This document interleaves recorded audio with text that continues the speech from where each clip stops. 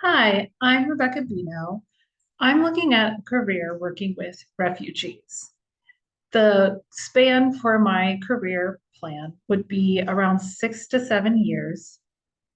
That would definitely vary because I'm a sophomore at ASU and I'm going part-time. So my time in ASU is going on the longer route.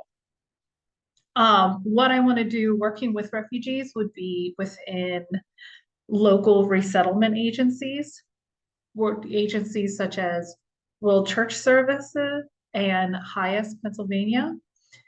The positions that I'm looking at would be immigrant and refugee case manager coordinator.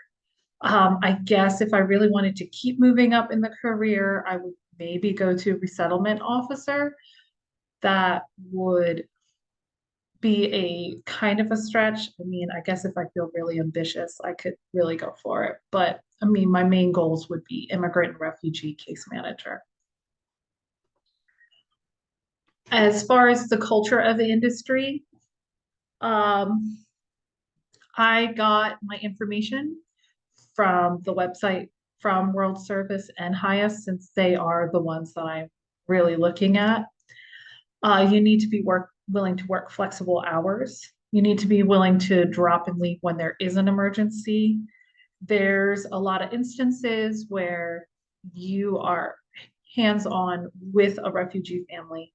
So you're really working intensely and going along with a lot of what their schedule is. So doctor's appointments, I'm going to be visiting, would be visiting their homes. Also, there's incidences where you have to be at the airport when they come in. There's even random instances where Highest was just involved in where an immigrant bus was shipped from Texas, you know, that political weird thing going on where they're shipping migrants to sanctuary cities. Highest was one of the main organizations working with those immigrants that was shipped there. So they had to be there at that moment's notice. You also need to know how to work as a team. You're going to be working with a team within the organization. Also, you'd be working with different government officials, even city officials. So you have to be willing to be a team player. You'd be in an office and outside of the office. So there's a lot of paperwork that you would be doing within the office. And again, a lot of travel outside.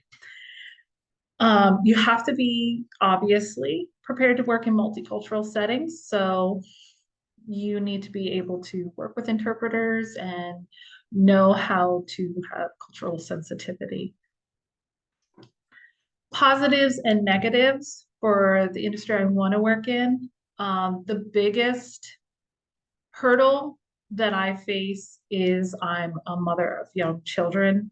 So this is a big negative for this since you have to work lots of flexible hours and you have to be willing to go different places at this point in my life, I can't do that. I have young kids that I can't just leave. So thank goodness school's going to take a while to finish. I'm hoping that I look towards the kids becoming more independent as they get older, I can start pursuing more of my own career, and that would be the goal that I have. The other negative would be that I live in a small town, hour outside Philadelphia. So I would have to look at either long commutes or moving my family closer. The positives would be this is a passion that I've had for a long time. I would be fulfilling that passion and also kind of picking up where I left off with the career I stopped once I became a mother. I it's something I love to do. I love working with people from the global south. I love being a part of making things better for people who have been given basically a raw deal. I also, because of my feelings about climate change, this is me being a part of like working through the problems that we face within climate change, and that would be a great migration. And if I'm a part of helping people settle in, that's my giving towards the problem. and being a part of a solution. Salary, it's not much to look at. It's really not that great. According to Highest Philadelphia, the amount that they offer for what I'm looking for would be 50 to 53,000 a year. So again, it's not something that you look and drool over, but it's not about salary. It's about the passion of what I have for the work.